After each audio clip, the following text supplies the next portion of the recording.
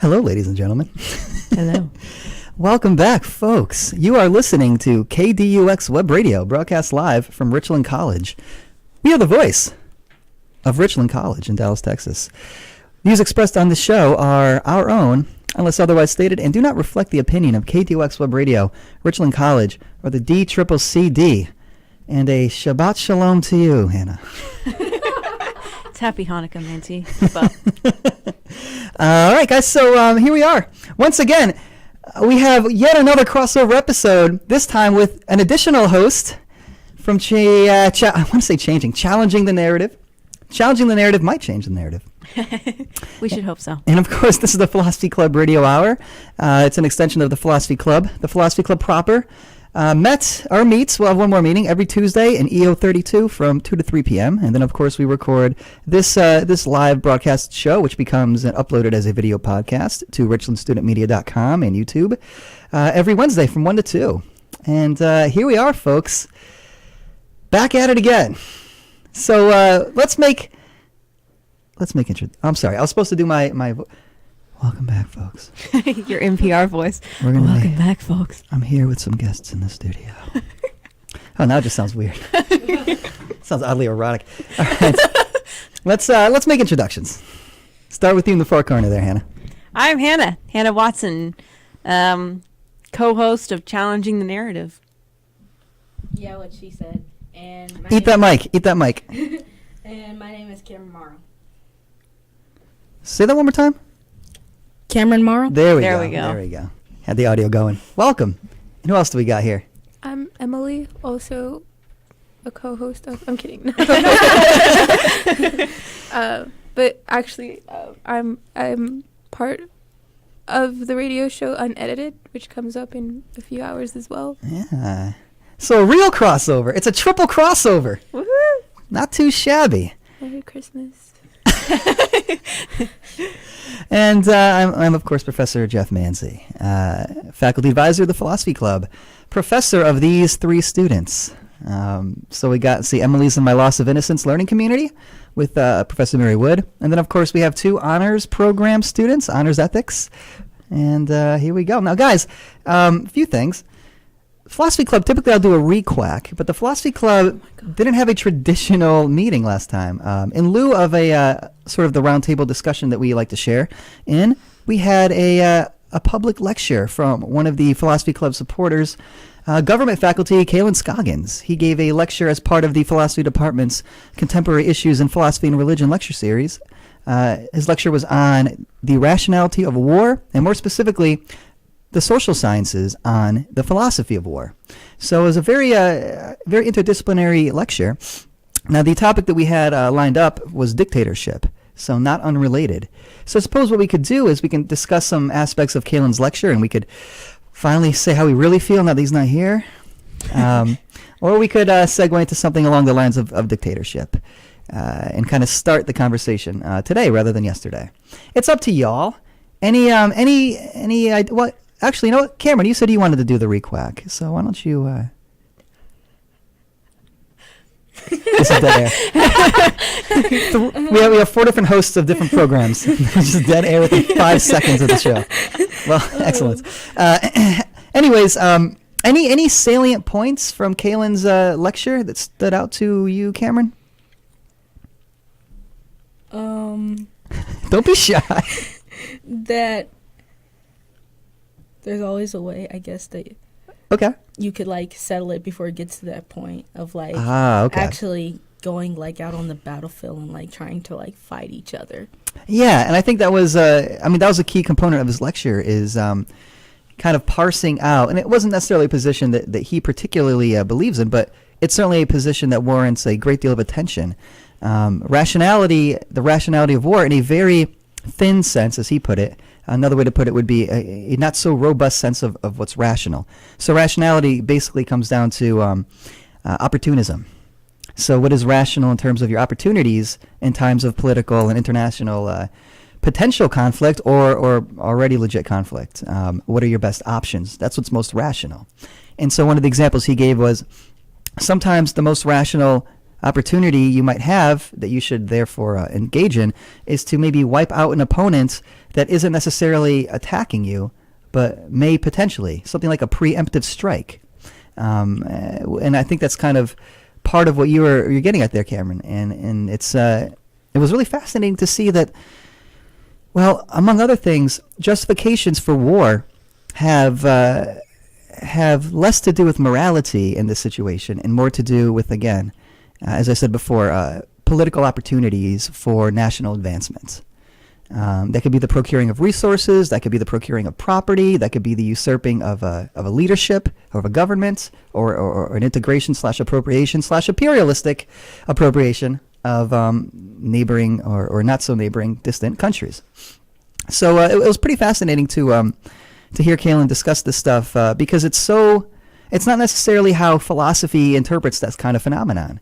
As you'll have noticed, Cameron, there was very little talk of morality. In fact, there was zero talk of morality, or what the ethical situation is. It's much more along the lines of political strategy. So rationality means the best strategies, maybe another way to put it, in very competitive terms. And I think the link to dictatorship was that it would seem as though a dictator stands the possibility of being the most rational, which is to say a state that's run by a dictator stands to be the most rational state in terms of combat insofar as there's less of a bureaucracy.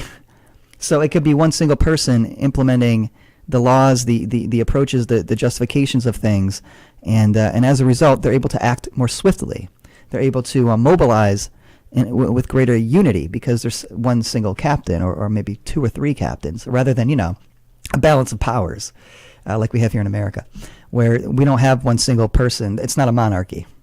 And it's funny to think of dictatorships as potentially beneficial to the polis, to the community. What are your thoughts on dictatorship, Emily? Historically, it's not turned out so well. Is there a carbon monoxide leak in the studio? Yeah, okay. Historically, it's not turned out so well, although not necessarily. England's a monarchy. They've done pretty well for themselves. You said dictatorship. So what's the difference? That was a leading question. What's the difference? Oh, man. What's a monarchy? Where a king or queen rule? Yeah, where there's a single sovereign ruler who holds absolute sovereignty, which is to say authority. So a dictatorship would seem to be a monarch who is really wielding ultimate control or authority, or at the very least is attempting to, by most, if not all, means necessary. So a dictatorship need not necessarily be a bad thing, but it certainly seems to be something that, generally speaking, as you're indicating, historically have been bad things. To some extent. Could I make a comment about something you said earlier? It's not necessarily about dictatorship, but I wanted to point out that when there's conflict between countries and different things like that, you don't see the rulers of the country going out and settling that conflict themselves. Ah, interesting. You see, the soldiers going out on behalf of them. So you could almost make the argument it's like a dictatorship almost in that sort of way because, I don't know, they're brainwashed. I know that's not probably kosher to say that, but they're brainwashed in such a way that they're willing to lay down their life for something that may not be worth fighting for in the first place. Okay, yeah. So you're getting at an interesting point here. It seems to circumvent or supersede even their individuality, their individual opinions on things. Right. So that idea that society is more important than your individual self, and exactly. You're willing to lay down your rights even for the society around you. Yeah, and interestingly enough, a dictator is an individual self. Right. And he is doing what is in his or her best interests, but also, hopefully, when it's just, the interests are aligned with that of the citizens, even if individual citizens don't agree. I mean, you could also say that's the problem with a dictator, is that your opinion matters far less than one person's, somebody else's. Right.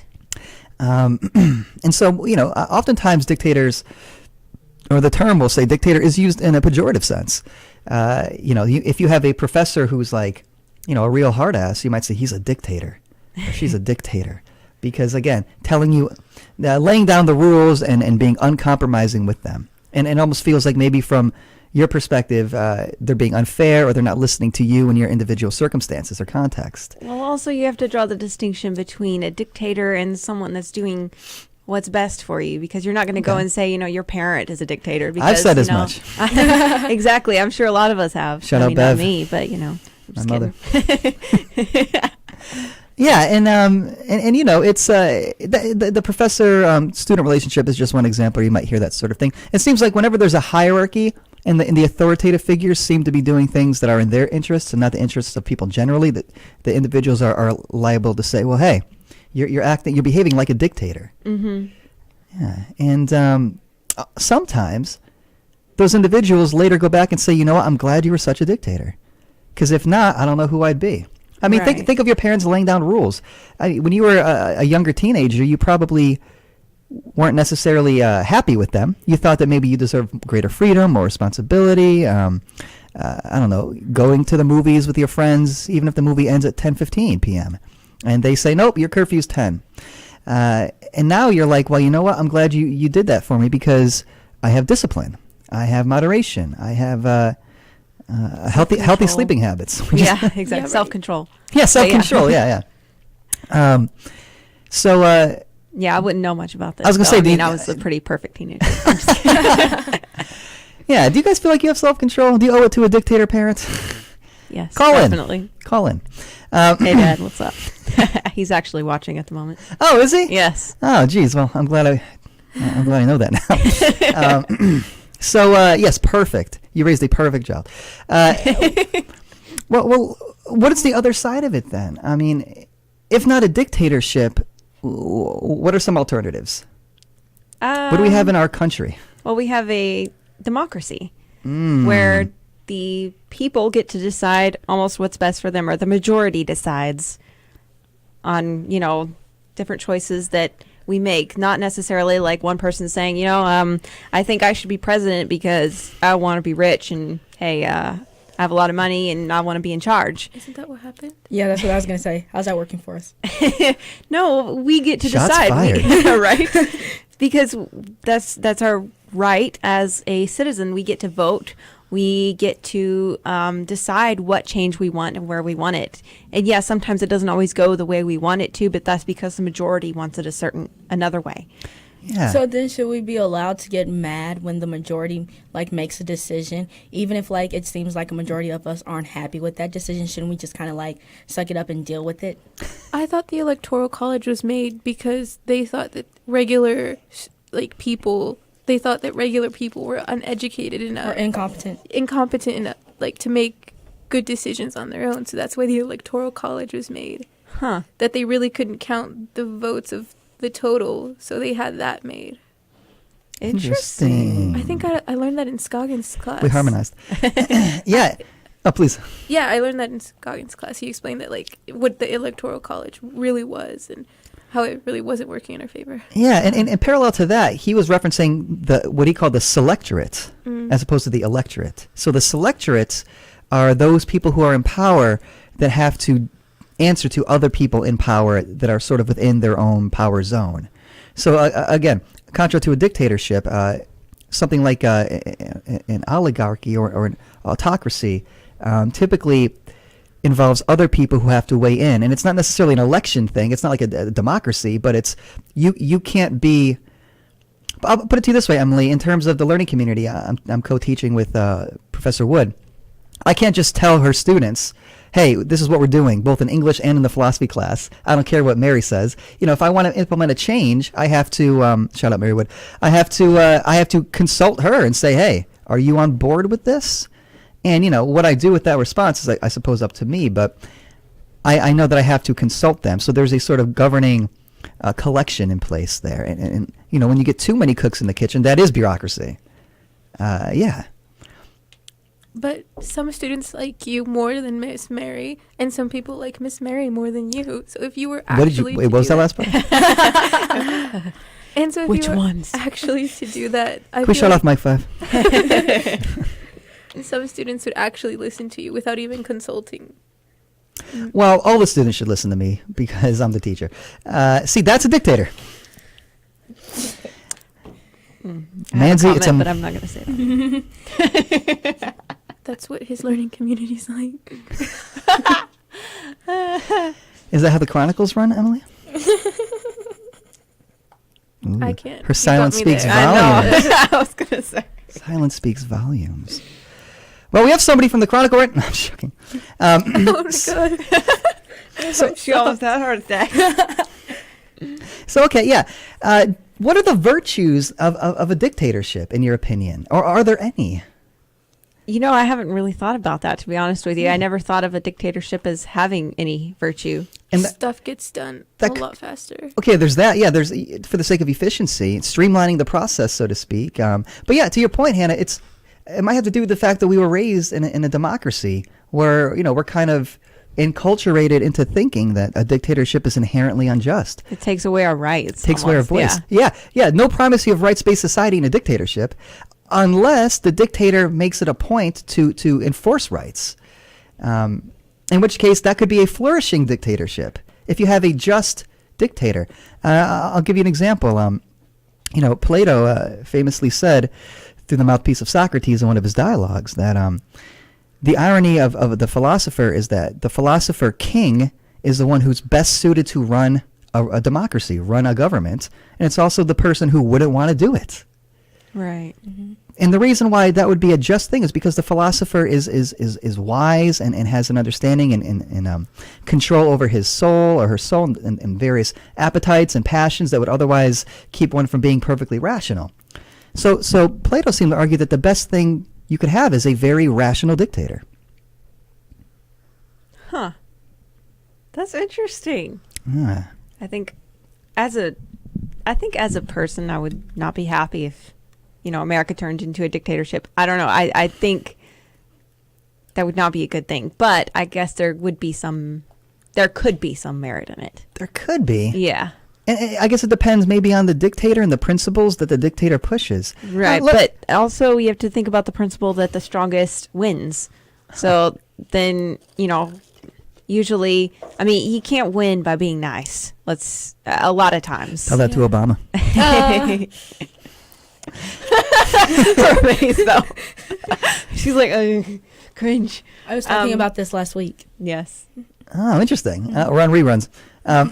Well, okay, Cameron, let's say Matthew McConaughey became the dictator of America. Would you be in support of that? No.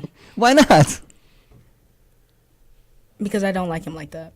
You like him as an actor. You don't like him Yes. as a dictator. Yes. Okay, no, I think that's an important thing to make clear here is that there should be some qualifications for any ruler.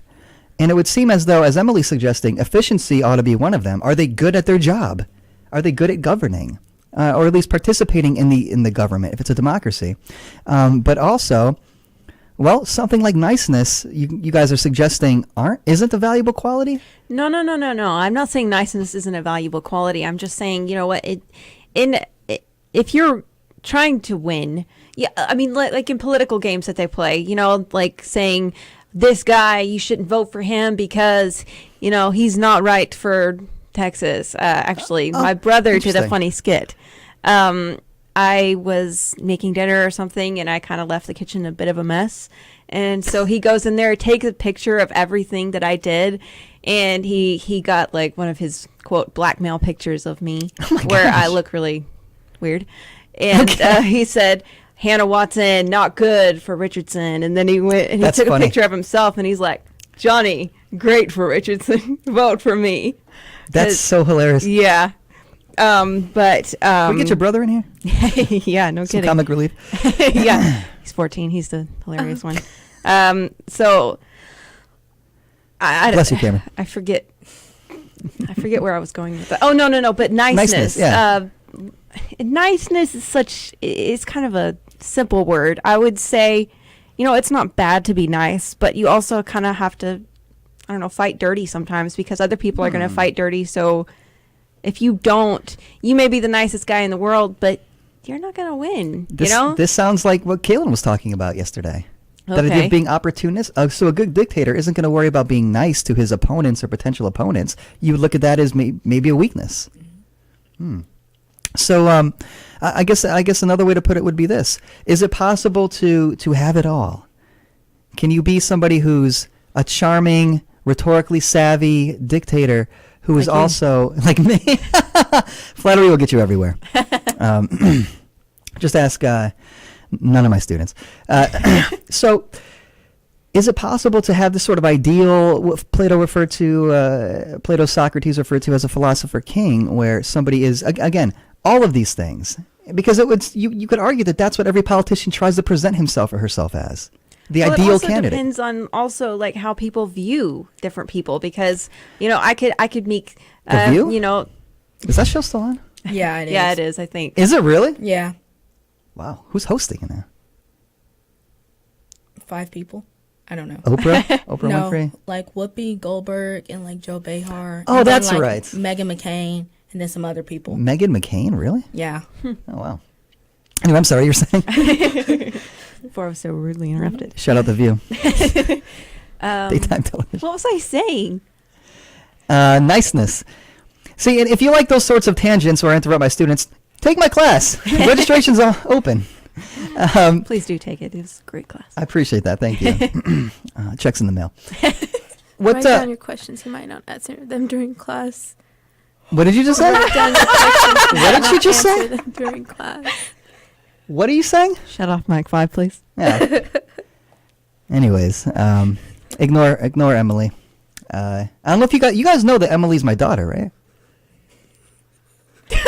I almost believed you. I really did. And then I saw your face. I was like, nope. I'm 47. It's possible. You're not 47. There's no way She in had me hell. when he was 13. I'm going to say you're 33. Close. Really? Close.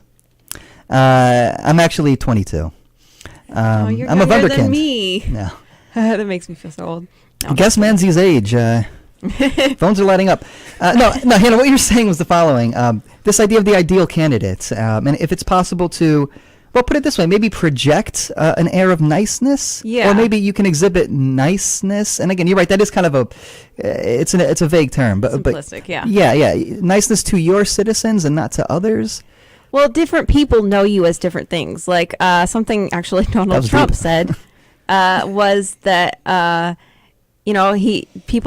some reporter asked him if he considered himself to be nice, and he said, "Well, my friends like me." Really? So I think it just depends on different people, because I know that there are some people that don't like me, and I don't know why, but. But oh well, do you want to? That's a good topic. Let's get on that topic. Watch what you say, man. Yeah, I think you're onto something there. And I think generally speaking, leaders or prospective leaders, they tend to have personas, you might say. Mm-hmm. Yeah. And again, is adopting a persona beneficial to helping you on the one hand get elected in democracies, but even if you don't have to worry about election, even if you're born into it, you're born into royalty, or it's back in the day divine rights or something along these lines, where you really don't have to be nice to your citizens because your authority is unquestioned. Is there still a virtue to being, I don't know, appearing as though you're nice, or is that going to be in the case of a dictatorship always a weakness? Because other people will judge your niceness and maybe mistake it for weakness, or is that a strategy you can employ?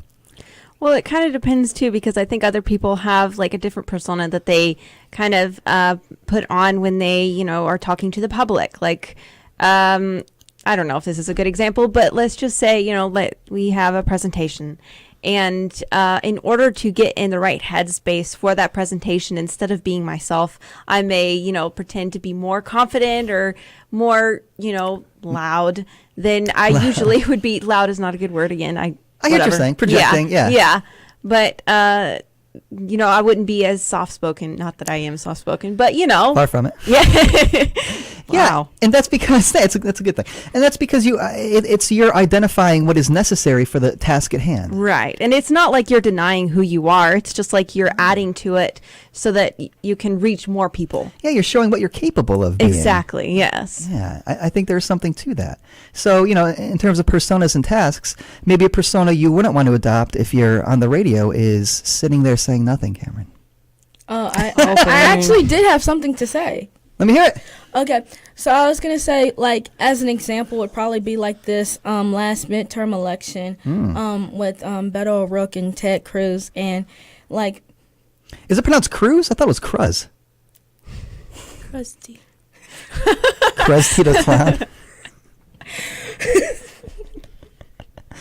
Oh, we have fun here. We do. Okay. Not really. Yeah. No, you're making a good point though. And so there was something. Okay, I remember what it was.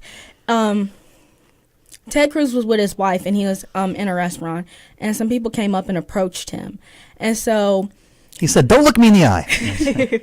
So people were talking about it and whether or not that was like a reasonable way to approach one of your congressmen. Oh, interesting. And Beto O'Rourke got on Twitter and he didn't condone it. And then a lot of people saw that as kind of like a weakness because it was kind of just like weird and just kind of like out of place. Interesting. And like it made sense. Like you don't want people doing that because you should have some level of like self-control. But it was just kind of like weird because it was like in the middle of the election when he was running.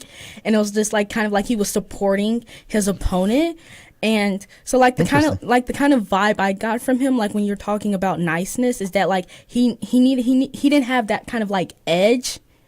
And it's kind of like he's so progressive, and it's like what happens when he's not able to be progressive and he needs to make like a hard decision, or what if like he gets in Congress, considering that Texas is a red state, that a lot of the people up there that he's going to be talking with are going to be people who like don't like his opinion, are going to like fight him at every step of the way. What is he going to do then? Are you going to sit there and like try to make peace talk? Or are you actually going to like fight to the death? Or like he just kind of like, I feel like he was kind of like naive to like some certain point, that he wasn't doing what like you see a lot of seasoned people that have been in Congress for a really long time, how they kind of like develop this thick skin and they're just kind of like able to go into it. They kind of just like abandon the whole idea of being nice. Yeah, they would have played it differently. Yeah. But I feel like that's what he had to his advantage. This was a whole new different play that people haven't seen before. And like I feel like he kind of put it like in Broadway like, play. If he was in Cruz's place, Cruz would definitely condone, like, you know what, why don't you just bring your guns in front of him too, but it's like yeah, no, but I feel like that's the difference between, especially since the parties are completely different. I feel like this was good on his part, especially by playing nice and being civil, because how is Cruz gonna argue with that? Especially, I just want to say, when I say like being like nice, I think there's a difference between being nice and like being respectful. I think you can be like respectful in a way that's not necessarily nice, or like, I don't really know how to explain. I hear what you're saying. You don't have to be personable. Yeah. You just can you can be respectful, and you can like shoot someone's idea down without like calling them names or doing something offensive. And I was just saying, like, he didn't kind of like do that at all. He was just like really nice, like kind of like that person that you think probably doesn't have any skeletons in the closet, probably will never like get in trouble or anything. They just kind of do what they're told, then they go through life, and it's just kind of like really easy for them. Yeah, Amanzi. I think I wouldn't say it would be easy for them, though. I think it's I think it's hard to maintain your innocence per se in a world where everybody else is trying to get on top, Yeah. So it's hard to maintain who you are.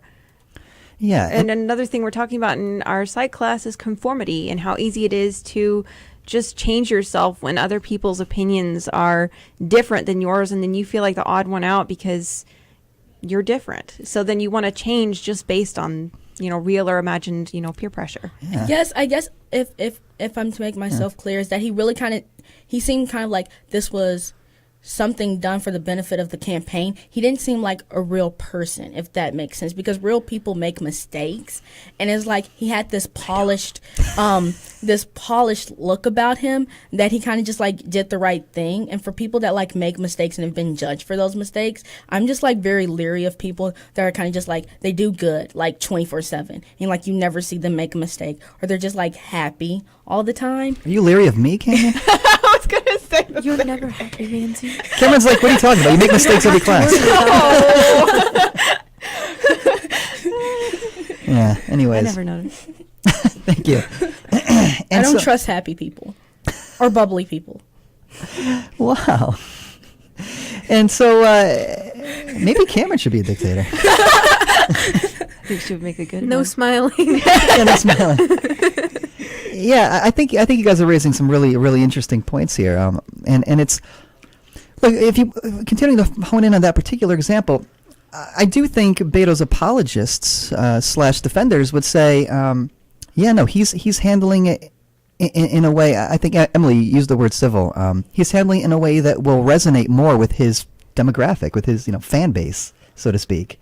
And so it could have been a move that he anticipated would have garnered him praise from again his constituency,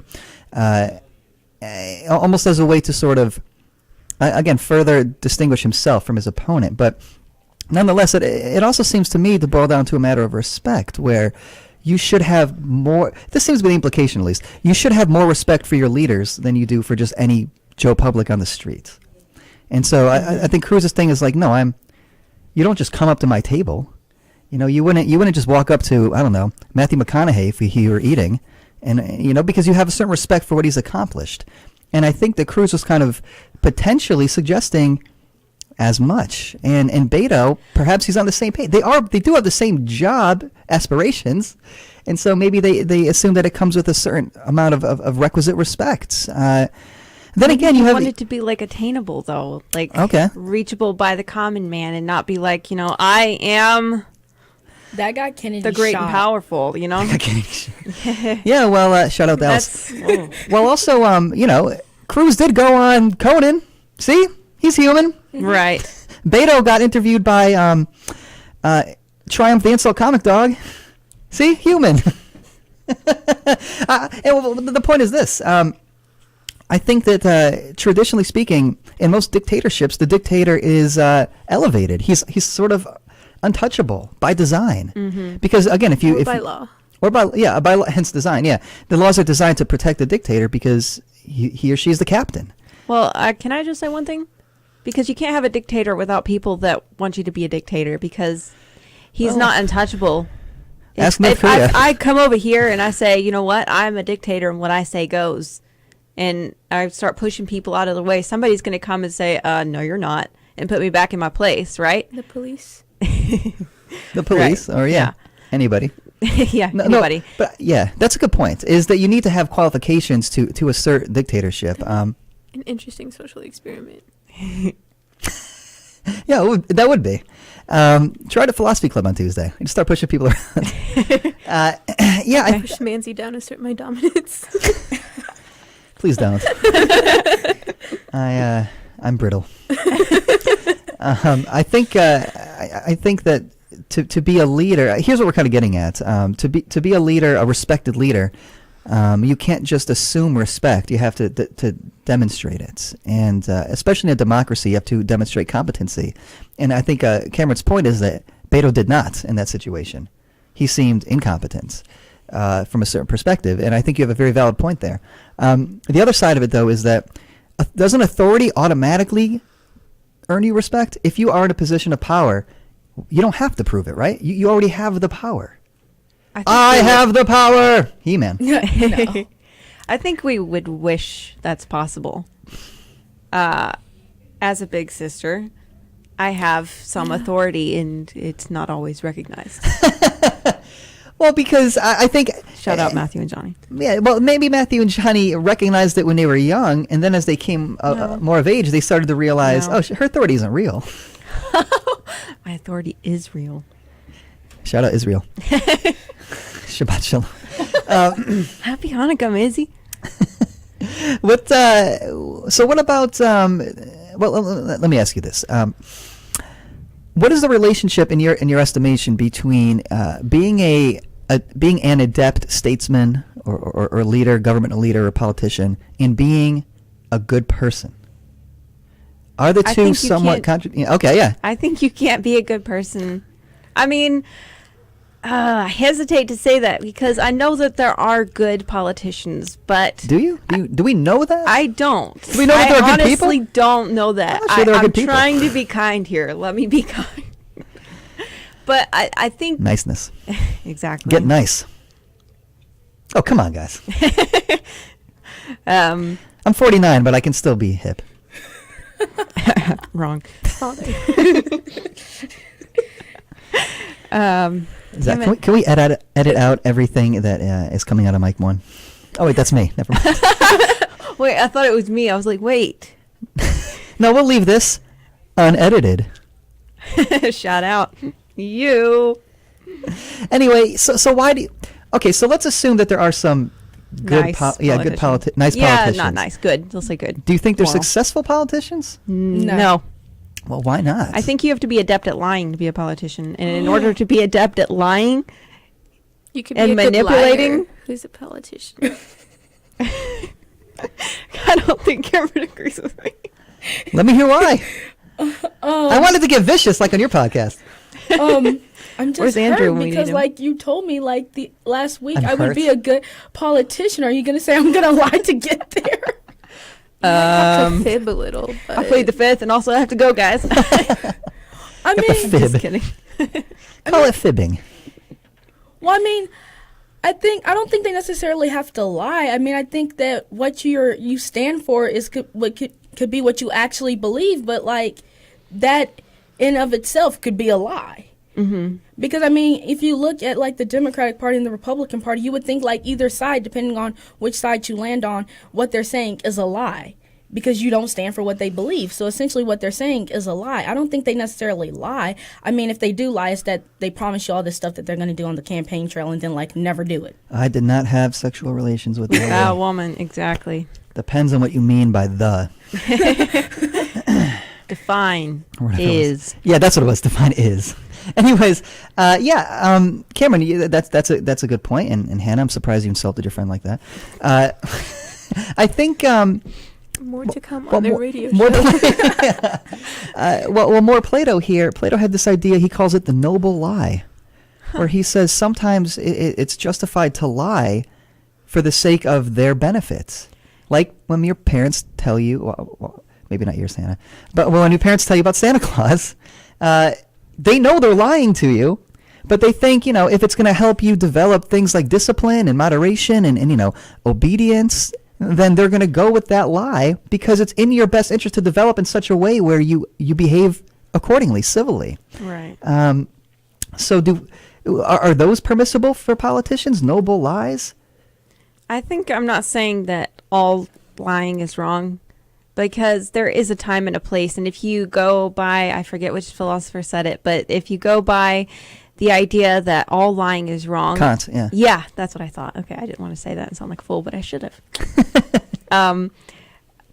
But if you go by that and say, all lying is wrong and it's always immoral, then I think I made this point in, maybe it was our presentation together, but I said that, if the, the Nazis come in our house and say, where are the Jews? I'm not going to say, yeah, I know where they are. In the attic. Yeah, exactly. I'm going to say, I don't have them. I don't know where they are because that's a moral lie. And there is a time and a place for lying. It's just not lying to get where you want to go to, because that's a form of dictatorship in and of itself. Yeah, it's sort of tyranny. It is. It is. Yeah. Dictator parents make great liars. Why do you say that? I get What? creative with my responses with my mom when she Oh, asks. I see. So Oh, okay. So that's an interesting point. So you're saying that, shout out to your family. You're saying that sometimes if parents are too domineering or controlling, even in the interest, with good intentions, the results could be not what they're hoping for. So somebody who's industrious, perhaps like Emily, is like, well, no, I'll just get really clever, and I'll be, I'll give them what they want, which is what they think is my obedience, but then I'll still get to do what I want. And if they weren't so dictatory, then maybe you wouldn't be lying so much. Well, that's kind of what a dictator does, though. It Exactly. causes people to become creative because they're not obeying them because of love. They're obeying them because of fear. And they're trying to figure out ways around it. Like, even like... Machiavellian. Yes. Yeah. All I can think about is eating that food. Keep going. It looks so good. I just find this like really interesting about like the whole topic of like rebelling against your parents because they're like dictators. I know. Like, I mean, It is an analogy, of course. I mean, It no, is. it is. But I Not mean, your I do dad. know some people that like literally their parents like set like curfews or like they find ways to get around that because they don't like what their parents are telling them to do. And I just sit there, I'm like, I've never done that. I've never thought about doing that. Maybe it's because I'm scared to do that, but like I've never done that. It's the fear. Yeah, and it's like I've never snuck out or anything because I know I Liar. will like not exist when I come back. But it's like there is this like rebelling or a rebellion kind of like my siblings and I kind of have to like band together and like get our stories straight. So like when my parents aren't home and like on the weekends when they're away at work, Hannah's and like, I have no idea what you're talking about. Sorry, keep going. we have to plan, we have to do our chores, and then we have to set our stories straight. Like, did we all go to the store together, or did we all go on a walk? That's why the house is all muddy and things like that. We like, yeah, we all have to like sit down and set our stories You don't straight. sound like a good know? liar. I don't know. I'm sorry. And then do your parents challenge your narrative? Sometimes, like, they'll ask me, like, if I'm in my room, like, hey, what did you do? And Divide and conquer. yeah, and then I'll tell them the story that we set up, and then they'll go ask my sister and my brother, and then it's like our stories line up because we make sure they do. And if somebody slips, then like they're gonna face consequence from the other one of It's like us. such a stressful situation. I'm an only child, so I don't really know that side of things. I could just tell my story, but that's fascinating, guys. I just want to bring this up real quick. We're about 10 minutes before the program concludes. I have to sort of leave a bit early because I have to go interview somebody who's applying for a job to teach in the philosophy department, and I got to make sure I'm on time. I got to make sure I'm on time for that, of all things. So I have a hard out at like 1:55. But because we have such seasoned hosts here, you guys are free to wrap up the show without me, and I would encourage you to do that. Can I use my catch line instead of yours? Oh yeah, I won't be here to give the catch line. Emily, I need you to say the No. catchphrase for me. I don't know it. As Mazzy says. Oh, don't blow it yet, because you already told what you're gonna do. It's hilarious. Yes. So save it, treat for the listeners. Yes. Yes. We'll just have to wait. So I just want you, if I'm like caught up in what I'm saying, and then I look at the clock and I just throw my headphones down and bolt, you're gonna know why. What's going on? Exactly. Yeah. So so having said all that, I did want to also plug something. Two things, in fact. You think after 5 seasons I'd be better at transitions? Never. Never better. So today, 3:30 to 6 p.m. is the final installment in the Philosophy and Film series. We're showing Hail Mary. Jean-Luc From Godard. Jean-Luc Godard. Extremely controversial movie, extremely well done, cinematic tour de force movie about a contemporary rendering of the story of Mary and giving birth to Jesus with Joseph. It's very challenging. You talk about challenging the narrative, boy. It's that. So come. It's in the old planetarium, Wichita Hall 116. Free popcorn, free soda water. I don't know. Maybe I'll spring for pizza. We'll see how hungry I am. And then also tomorrow so that's Thursday the. What's today's date? 5th. So tomorrow's the 6th. Tomorrow's the okay. So Thursday the 6th from 10 a.m. to 11 a.m. in Brazos Gallery. That's Crockett 140. There is going to be the final installment in the Philosophy and Contemporary Issues in Philosophy and Religion lecture series. So the thing that Kaylin was a part of. The lecture is going to be on leisure, delivered by Professor Marianne Sigmund of the Philosophy Department. It's going to be a good one. So I'll be introducing her as well as. So you can catch me down there watching this fantastic lecture. So I wanted to plug both of those before I forgot. Back to the topic at hand. What was the topic? Oh, yeah. I know. I was gonna say that. I was like, I was gonna say, like, we're talking about fear, but I think fear is an important component of like respecting people in authority. I don't think you really respect someone if you don't fear them. I think, and I mean, like, there's a certain amount of fear. Like, there's good fear and there's like bad fear. Like, I mean, I feel like you need to fear certain people to a certain extent to know, Leaders. like, that they're in power. Yeah, exactly. I think I mean, look, you shouldn't be afraid of everybody you meet. You know what I mean? But I think you're right. But maybe you should be, at least, as you said, Timothy Leary, wary of people who are who can wield influence over you that could impact your life directly. mm-hmm. And you know, maybe fear might be too strong of a term in some situations, but nonetheless, it's again, there's a thin line between fear and respect, and I think that's what you're getting at.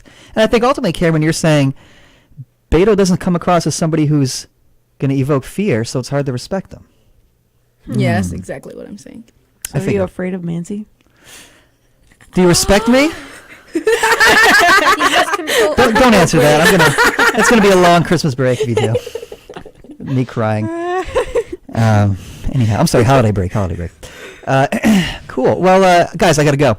But yeah, finish this up. You have another few minutes left. Who wants to go sit in the driver's seat here? Come on over, Hannah. And now you could. Guys, don't forget to think about it. We're going to have one last episode during finals week. So next Wednesday will be the last one for season 5, the season 5 finale. So please tune in for that. And I invite all of my guests to join me for that topic as well. It's going to be a lot of fun. What's the topic? I'm actually just realizing as I'm saying this that we decided the dictatorship will be next week's topic. So we just covered that. Shoot. Anyway, I guess I'll come up with a new topic for Philosophy Club. Great. Have a good one, y'all. Bye. There you go. Jeez, the student becomes the teacher. That's right. No wonder he dressed I like like this that today. I do too. I'm a dictator. I like the power. God. I will not listen to you. Who, me? Exactly. Do you not respect me? We will rebel. I do. But I Wow. like being in charge. I like being in charge more. Take care, Manzi. Don't spill your coffee again. All right, now that he's gone, we can finally talk. Oh my god. Did you I hear like him being in teach? charge. It's fun. All right, y'all. So we'll just wrap it up in 5 minutes. So any last comments about dictatorship? I'm really having a hard time.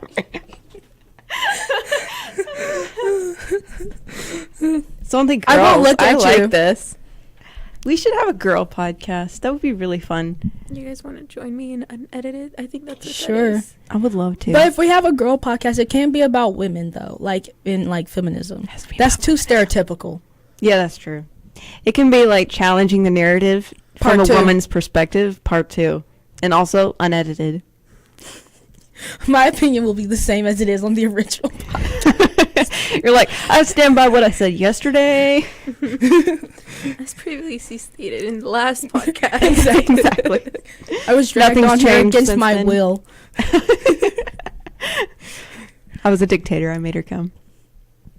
Dude, but look, I really wanted to really say is a dictator though. Dictator the whole time, but I didn't want to say it with Manzi here. So Dude, did you now hear you me? can listen to it later. Huh? I was like, Ted Cruz really is a dictator though, low key. Loki? How I'm so? going to take your word for it. But yeah. I'm just like being sarcastic. Oh. Oh, okay. I mean, like, because I mean, like, if you look at Beto, Mm-hmm. he's nowhere even the equivalent of being a dictator. Like, not even in the No. same realm. So if him and Ted Cruz are complete opposites, then what does that leave Ted Cruz to be? Either a good politician, a really bad politician, or a dictator. And I don't think a lot of people consider him to be a really good politician. I feel like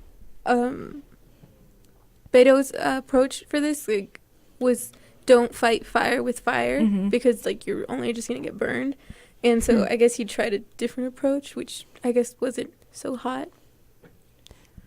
I think that was my whole point about niceness, though. I think you have to be like Martin Luther King, but I think also in a way you have to change that with the times, because obviously like protesting in the streets and like just sitting there and just like taking things is not working to the effect that it did back in the 60s. So I think you do have to like find your voice and use that in a way that's respectful. But I think when we think nice, we kind of think of like someone that kind of just like runs over you, or kind of like you're kind of like a doormat. Yeah. People kind of just like walk all over you. And I think that's kind of like how I saw Beto. That doesn't mean like that's true, and that doesn't mean that's his personality, but that's how it came off.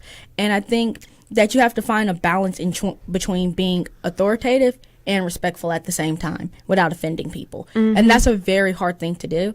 And I think we've seen very few presidents do it. And I think that was something that, if anything, if we take away from like Obama's legacy, is that that's something that he was able to do, is be authoritative and nice in the same sentence. That's not easy to do either. No. It really isn't. There's a balance. I think that's a good place to end. So you have been listening to Philosophy Club Radio Hour, broadcast live from Richland College in Dallas, Texas. We are the voice of Richland College. Views expressed on this show are our own, unless otherwise stated, or Manzi's own, and they do not reflect the opinion of KDUX Web Radio, Richland College, or the DCCCD. Manzi always says at the end of his podcast, think about it. But since I took over for him, lovely. Bless I was you. really trying to hold it. But since I'm taking over for him, my catchphrase is, forget about it. Oh no.